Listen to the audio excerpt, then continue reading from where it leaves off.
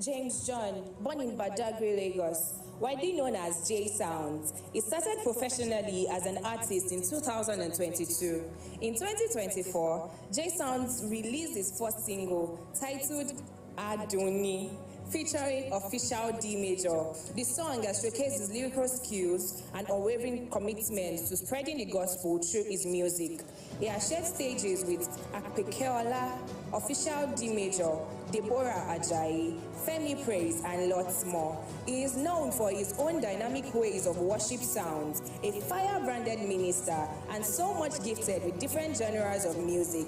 With a loud ovation, please make welcome J Sounds.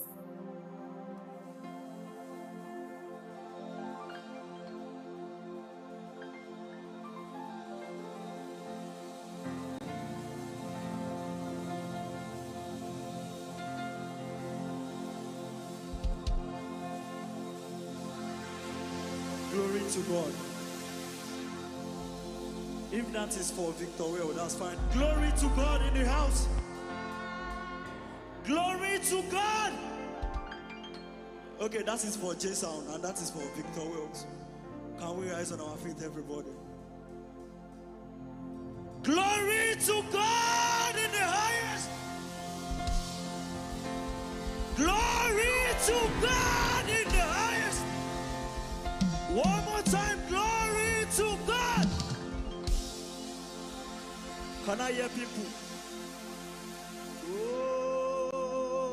Glory's okay.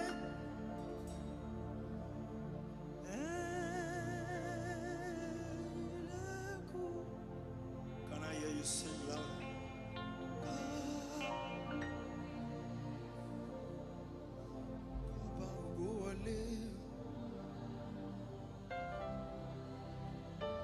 One more time. Glory is okay. One more time. Ẹ̀yin lẹ̀kùn àìrọ́mọ bí yẹn.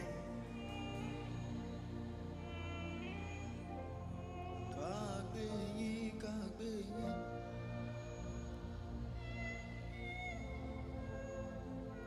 Yes, yes, yes, yes. Yes, yes. You can raise your voice more louder. Glory is okay.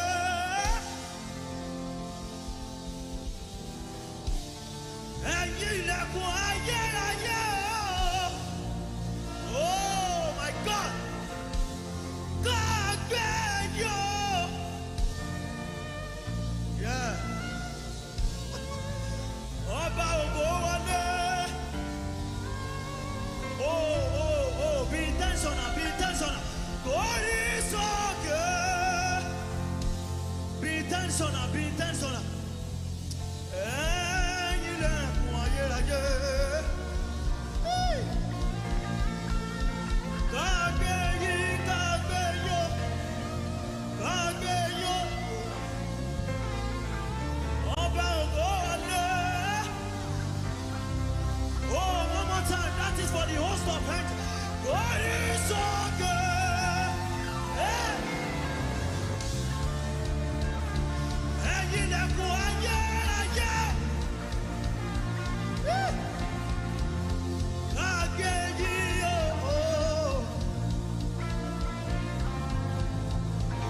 Ọba ògo wọlé.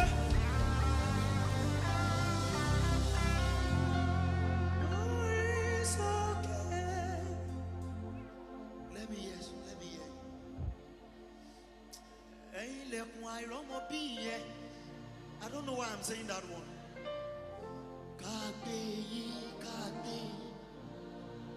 Yeah.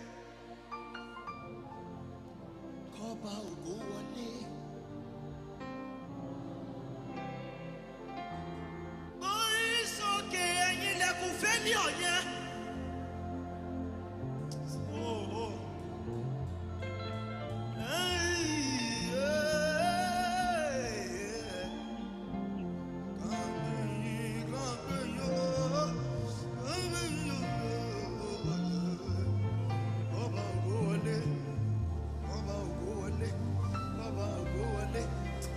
We are singing one more time. Oh, it's okay.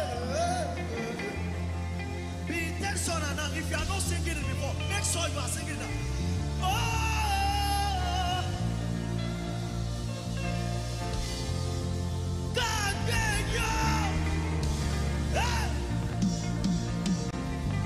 Ọba ògo wọlé o.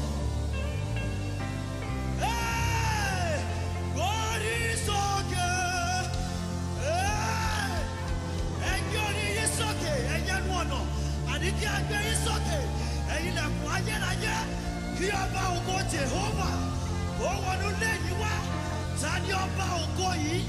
Ẹni tí ọkùnrin tó sá, ẹni tí Jọ́dánì rí tó padà sẹ́yìn. Ó àwọn òkè ńlá ńlá ń fò, àwọn òkè orí sókè. Hey! Woo!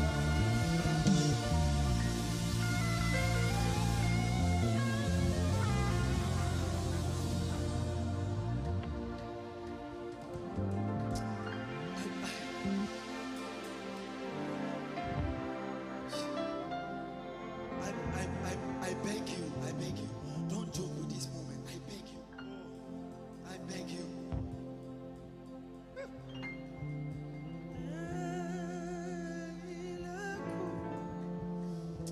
Àwọn tó bá yé wọn mọ̀ nǹkan tí mo sọ. Kọ́ bá ògo wọlé. Tọ́ba ògo bá wọlé, a ò lè ṣe kankan bí orí sókè. One more time, everybody. One more time, raise your voice. Oh, God. God, thank you. God, thank you. Ọba ògo wọlé.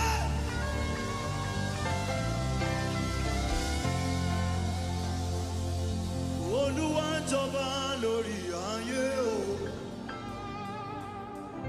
Agbára ńlá ló wọ̀ ní aṣọ o. Olúwa ń jọba lórí ayé o. Agbára ńlá. A little bit. Let me hear people. Ẹ jẹ́ n gbọ́ àwọn èèyàn. Olúwa ń jọba lórí ayé o. Kí ló ṣe? Agbára ńlá.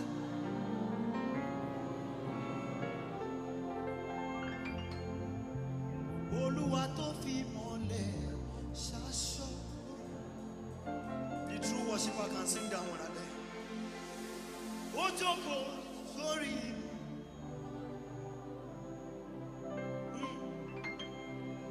Ibi agbára ńlá.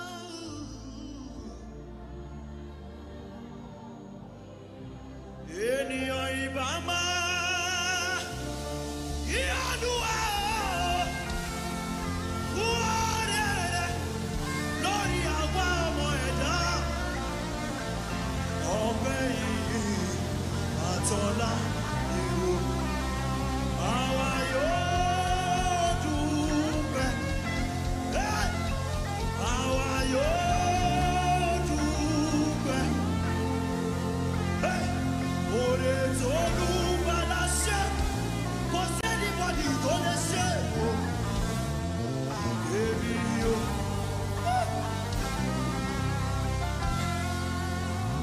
Èmi yóò nínú rẹ̀. Èmi. Ẹ bá òun dáàdì yẹn ṣe ń kọ́. Àgbógbó ló ayọ̀kùn ọkọ̀ torí èmi yọ nínú rẹ̀.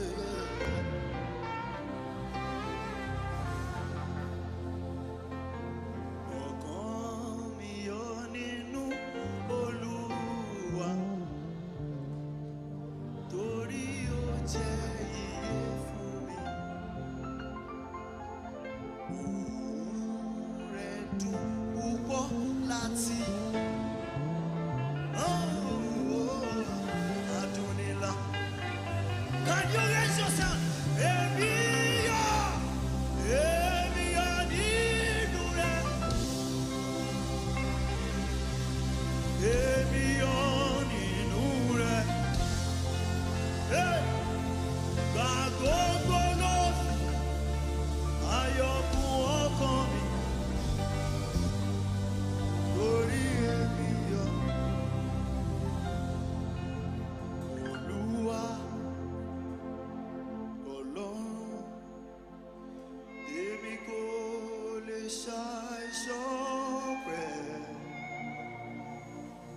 just for what you do, but for who you are. Èmi kò lè ṣàìsàn Olúwa Ọlọ́run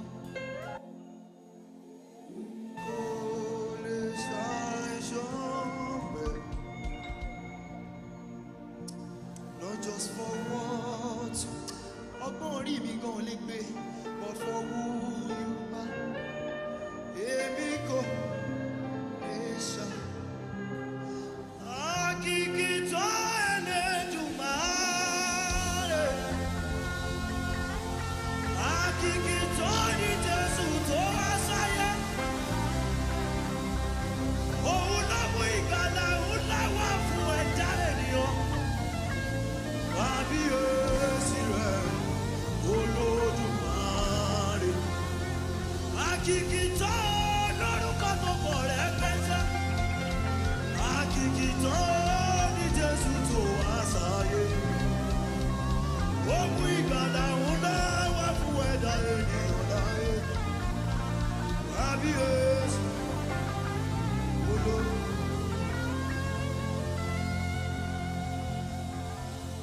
Maybe 1 minute silence in the room. Mo wá pàdé rẹ, Bàbá mo dé. This sound is for just one person.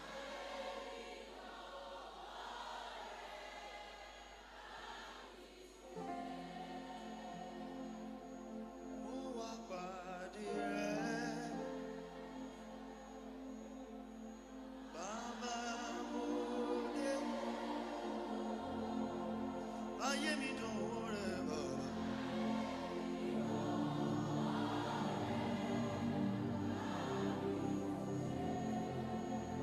Fi aṣọ ojú rẹ wọ̀ mí, Ọlọ́run mi.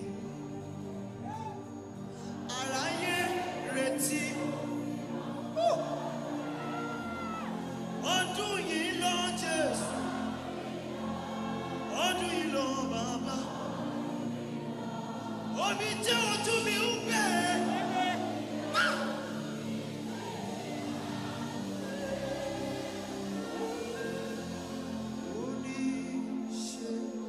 Close your eyes, everybody. Oh, Jesus is visiting us tonight. Woo! Bàbá mi dá ọ̀rọ̀ rẹ̀ ìlàrádá. Àgọ́ ti Jésù.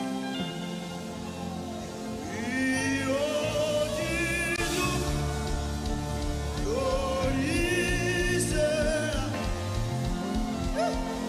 Orúkọ dùnìyà.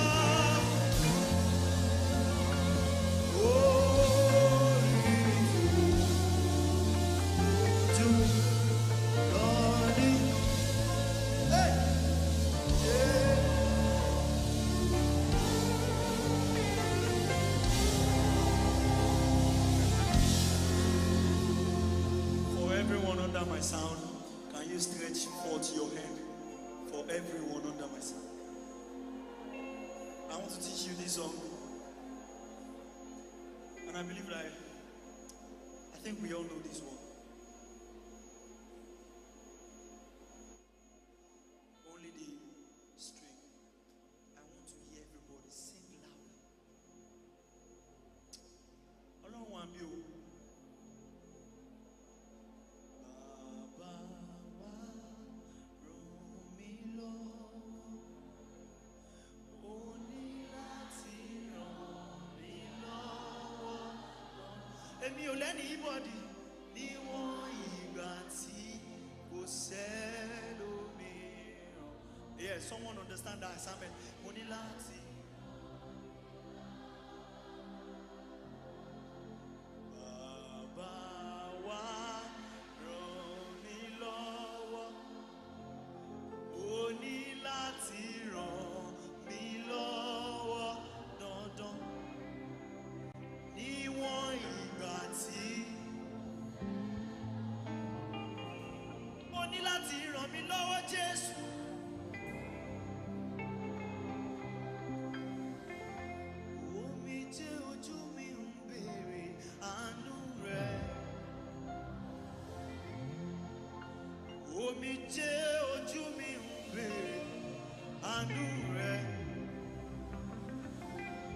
And before I go, this is the instruction. Before I go.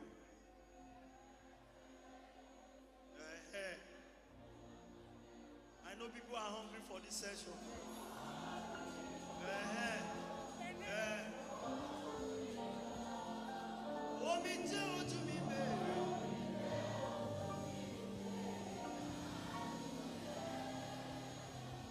And this is the last one I'll sing. I want us to know this one.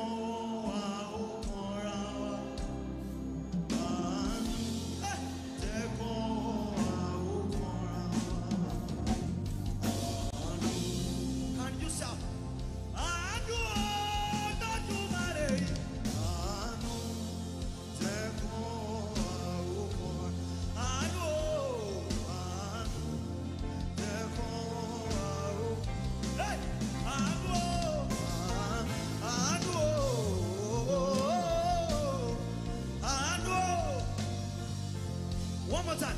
Anu. Everybody shout. Hey. Anu.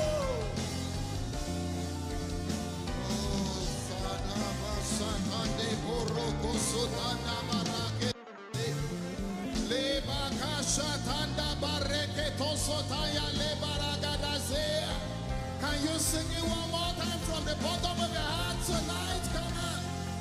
Lande kosha de boroko tosi teleberegedeze. Marado shatande paraketos. Ese paraketos sotaya la baragada. Holy Spirit. Mare kosha da bada. Come on, one more time. Can you sing without a sound now?